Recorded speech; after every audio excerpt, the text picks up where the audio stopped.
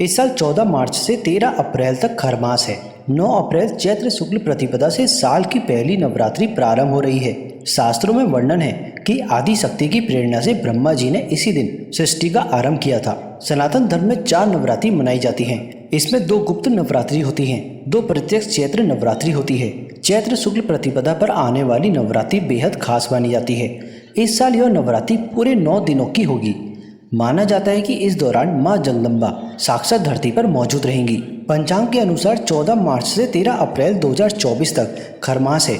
यह महीना भगवान विष्णु, भगवान सूर्य और माता लक्ष्मी की पूजा का विशेष महीना होता है। इसी बीच 9 अप्रैल चैत्र शुक्ल प्रतिपदा से साल की पहली नवरात्रि प्रारंभ हो रही है। माता के 9 रूपों की अलग अलग दिन पूजा करने से विशेष फल की प्राप्ति होती है। तो अब हम बात करते हैं कब हुआ सृष्टि का आरंभ। चैत्र नवरात्रि इसलिए ज्यादा महत्वपूर्ण है क्योंकि इसी नवरात्रि से हिंदू नववर्ष प्रारंभ होता है। शास्त्रों में वर्णन है कि आदि शक्ति की प्रेरणा से ब्रह्मा जी ने इसी दिन सृष्टि का आरंभ किया था, इसलिए इस समय माता की आराधना काफी फलदायी मानी जाती है। साथ ही चैत्र नवरात्रि में कुछ वास्तु उपाय किए जाए तो माता लक्ष्मी अति प्रसन्न होती हैं और उनकी विशेष कृपा बरसती है। तो दोस्तों, वीडियो में आगे बढ़ने से पहले अगर आपने अभी तक हमारा चैनल मेयांशरू इंस्पायर्ड को सब्सक्राइब नहीं किया है तो उसको जल्दी से सब्सक्राइब कर लीजिए। तो सबसे पहले हम बात करते हैं कि आपको किन बातों का ध्यान रखना चाहिए।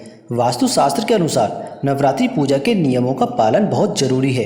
इसके लिए कलश की सही दिशा, मूर्ति स्थापना की सही जगह आदि की जानकारी होना बेहद जरूरी है। इससे हमारे जीवन पर काफी गहरा प्रभाव पड़ता है। वास्तु शास्त्र के मुताबिक कलश को भगवान विष्णु का रूप माना जाता है। पूजा में सबसे पहले कलश स्थापना होती है। धार्मिक ग्रंथों पुराणों के अनुसार नवरात्रि पूजा के लिए घर में ईशान कोण उत्तर पूर्व में कलश, माता की प्रतिमा या फिर फोटो की स्थापना करनी चाहिए। इससे घर में सकारात्मकता आती है।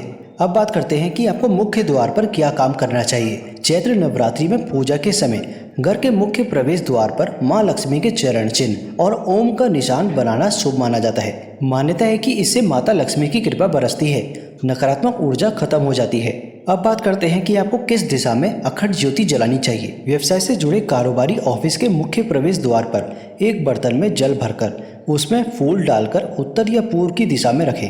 ऐसा करने से कामयाबी मिलेगी। नवरात्रि में अखंड ज्योति का भी बहुत बड़ा महत्व है। पूजा स्थान पर अखंड ज्योति को दक्षिण पूर्व की दिशा में रखना शुभ माना जाता है। इससे घर परिवार में सुख शांति बनी रहती है और परिवार के सदस्य स्वस्थ रहते हैं। अब बात करते हैं करियर में तरक्की पाने के उपाय। कई बार व्यक्ति बहुत मेहनत करने के बाद भी करियर के क्षेत्र में असफलता का सामना करता है। ऐसे में नवरात्रि में अपनाए गए कुछ आपके लिए बहुत ही लाभकारी साबित हो सकते हैं। अगर आप करियर में सफलता पाना चाहते हैं और तरक्की पाना चाहते हैं तो नवरात्रि के दौरान 9 दिनों तक रोजाना माँ दुर्गा के सामने देसी घी का दीपक जरूर जलाएं और दुर्गा चालीसा का पाठ करें।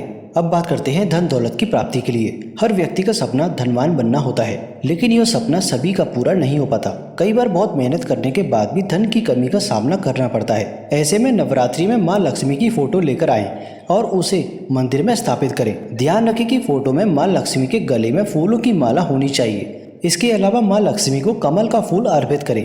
इससे माँ लक्ष्मी प्रसन्न होकर आपके घर में वास करेंगी।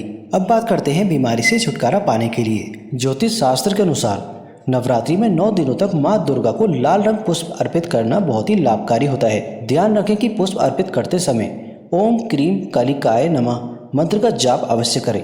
इस उपाय को अपनाने से बीमारी से छुटकारा मिलता है। साथ ही परिवार के सभी सदस्य स्वस्थ भी रहते हैं। तो दोस्तों, आशा करते हैं आपको ये जानकारी अच्छी लगी होगी।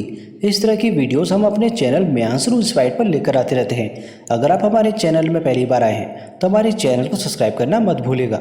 मिलते हैं आपसे अगली वीडियो में, तब तक के लिए धन्यवाद।